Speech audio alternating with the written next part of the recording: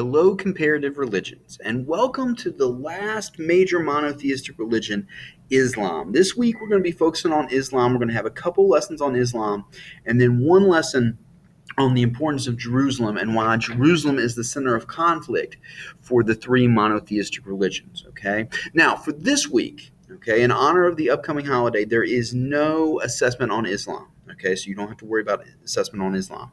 The material on Islam will be on the final exam. So you still need to take some notes. Now, for this week, what I suggest is you use the Islam review that I have uploaded to Canvas. Use that to take your notes. Okay, so as you watch and listen to this presentation, have that open, all right, and fill out the answers on that as we go through the material. Use that to take your notes, all right, because that's going to be the key things. That's going to be the stuff that's going to be on the final exam. Okay, so use that review as your notes and answer those questions. Now, in this first lesson, we're going to focus mainly on the history of Islam. Okay, then in the second lesson, we're going to get into some of the more modern day issues with Islam and the modern day practices of Islam. Okay, so let's get started. Let's talk about the history of Islam and its Semite roots. Okay. Jews and Arabs are Semites, all right? Sometimes you will hear the term anti-Semitic. Anti-Semitic often means Jewish, anti-Jewish, okay? But a Semite is either a Jew or an Arab. Semites trace their heritage to Shem, who was the son of Noah, all right? And you can go here, you have Adam, then eventually from Adam, you go to Noah, from Noah, you go to Abraham, and then Abraham has two wives, okay? Muslims trace their heritage to Abraham's first son, Ishmael, okay? Abraham was married to Sarah. Sarah gave Abraham her servant Hagar because God had promised Abraham many sons and many descendants. Sarah was barren, so she thought, I'll give Hagar to Abraham, and that's how the line will continue, okay? And there is a son born between Abraham and Hagar. His name is Ishmael. Muslims believe Ishmael left for Mecca, and from his descendants come Muhammad, okay, or came Muhammad, right? Now, outside of Allah, God, the other major figure, okay, in Islam is Muhammad. Muhammad lived between 570 AD or 570 CE and 632 AD or CE. He was born in Mecca and part of an Arab clan. The civilization that he was born into, the society that he was born into, was polytheistic. This is going to be important later on. At age 6, he became an orphan and he was raised by an uncle. And his uncle raised him to be a merchant and a caravan trader. At age 25, he marries Kadesha, who was a widow, but the widow owned a business. Right? So between his work as a merchant and caravan trader and his wife's business, Muhammad had some wealth. Okay, he came from a pretty good position in society. In 622, okay, so 10 years before he passes away, in 622, Muhammad, I'm sorry, let me go back. At age 40, he experiences his first divine revelation, okay? A revelation is a message from God. In this case, God sent Gabriel to deliver the message. And the angel Gabriel reveals God's message to Muhammad. And that message is this: there is one God and only one God, Allah. Like I said, Muhammad comes from a polytheistic society, so this message is very, very important, okay? And it is going to set up everything else that comes with Muhammad, okay? This revelation, there is one God, and Allah is that God. Muhammad is going to receive more revelations, and as such, he will see himself as a prophet and a messenger.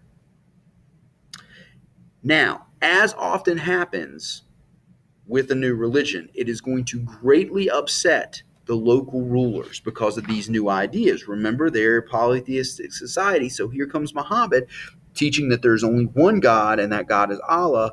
That is going to upset the local rulers.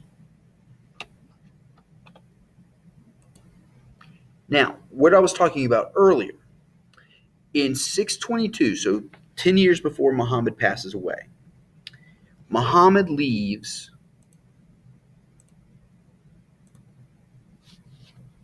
to meditate or to mediate a dispute in Yathrib. This is called the Great Hijra, okay, or Hijra. When he gets to Yathrib, he preaches his idea of monotheism. So he tries to convince the people of Mecca to become monotheistic. That upsets the rulers. He ends up leaving to go to Yathrib to settle a dispute. In Yathrib, he begins to preach monotheism, and the citizens accept it. And they rename Yathrib Medina. And Medina becomes the city of the prophet. This journey, the Hijra, okay, or the Hijra, it means flight. And it is considered sacred because it preserved Muhammad and his message. And this journey from Mecca to Medina is the start of the Muslim calendar. Now, Muhammad is going to return to Mecca in 630, so 2 years before he passes away. He's going to return to Mecca, but this time he brings with him an army. In 630, Muhammad leads a military campaign against Mecca. He wins. He victoriously enters the city and destroys the polytheistic idols at the sacred shrine, the Kaaba. The Kaaba is the black box that is in the center of Mecca. Okay, it covers an obsidian stone. Right? And at one point in time, it was a shrine to all these polytheistic gods. Muhammad clears all that out and establishes it as a shrine to Allah.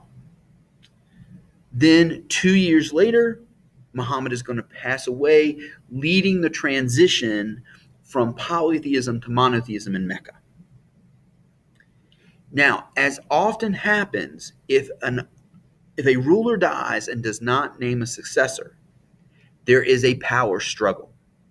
And that's exactly what happens after Muhammad dies. That's going to lead to a series of rulers called the rightly guided caliphs. After Muhammad's death, there's a leadership crisis. You had the four caliphs, who are the first successors of Muhammad.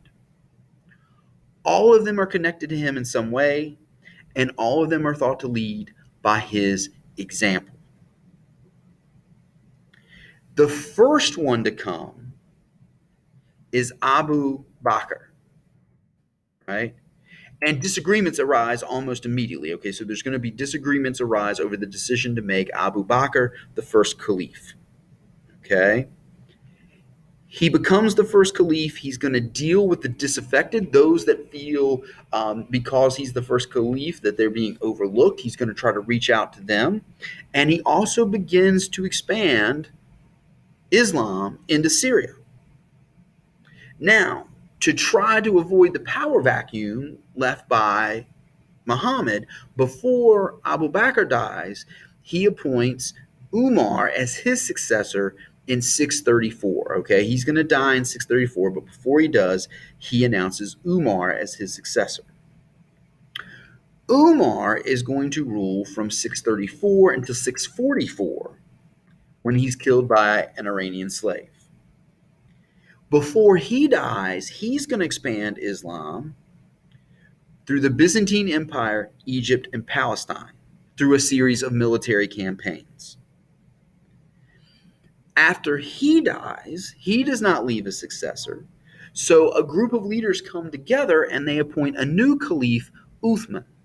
Okay, Uthman was a son-in-law of the Prophet. He is a son-in-law of Muhammad. Uthman is going to rule from 644 until 656, when he is killed by a political opponent. He's assassinated by a political opponent. There are accusations made against another of Muhammad's son-in-laws, Ali. Okay, Ali supposedly had a role in Uthman's assassination, but Ali becomes the fourth caliph under strange circumstances. So these accusations and these rumors are going to taint his assumption of leadership. Okay, so he's going to become the fourth caliph, and that would be the fourth of the rightly guided caliphs, and it's going to be under strange circumstances. Ali faces a lot of opposition. He will be killed in 661 by those opposed to his rule. He is going to be followed by Muawiyah, okay? And Muawiyah will begin the first of the ruling dynasties of Islam, the Umayyads, okay? And we'll talk more about them in the next lesson, okay?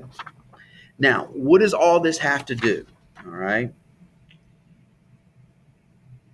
The impact of the caliphs and the division between who should be ruler and who should be caliph is going to lead to a split among the Muslim faithful. On one side, you have the Sunnis. The Sunnis are the followers of Uthman and his son Muawiyah. Okay, they are traditionalists. They say Islam should be governed by consensus because Muhammad left no true successor. We put it up to the people. Okay, and the people vote, and whoever the people want should be the leader. Okay. Remember, before or after Uthman, there was Ali, okay? And Ali had suspicion. So basically, the division is going back to Muhammad's son-in-laws. The Sunnis are going to follow Uthman. The other group, the Shiites, are going to follow Ali. They are partisans, okay? Which means they are separate, all right? They are separate. You got the traditionalists, and then you have partisans. Partisans tend to separate themselves from tradition, okay? So they are separated. They say it should be with the family, okay? Muhammad's son-in-law and any descendants from the son-in-law are the true successors of Muhammad, okay? Nobody else should rule except for a true biological descendant of Muhammad. Now, where we're headed in lesson 2, okay, is we're going to talk about the Umayyad dynasty and then the Abbasid dynasty, and we'll talk about some empires and things like that, and then we're going to get into modern day views of Islam and some of the traditions of Islam as well. So that's coming up in lesson 2.